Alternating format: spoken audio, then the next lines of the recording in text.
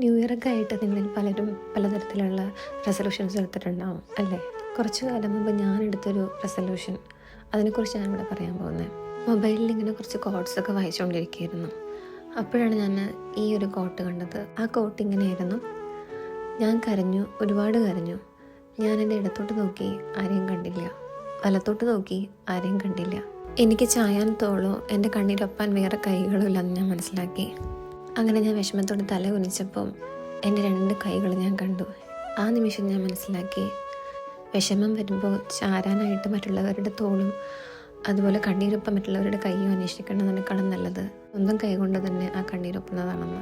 ഈ വർഷം നിങ്ങൾ ഒരുപാട് റെസൊല്യൂഷൻസ് എടുത്തിട്ടുണ്ടാവും. പക്ഷേ ഇങ്ങനെ ഒരു റെസൊല്യൂഷൻ നിങ്ങളുടെ ജീവിതത്തിൽ എടുത്തിട്ടില്ല എന്നുണ്ടെങ്കിൽ, ഞാൻ ഈ പറഞ്ഞത് ശരിയാണെന്ന് നിങ്ങൾക്ക് തോന്നുന്നുണ്ടെങ്കിൽ, നിങ്ങൾ ഉറപ്പായിട്ട് ഈ ഒരു തീരുമാനം നിങ്ങളുടെ ജീവിതത്തിൽ എടുക്കണം.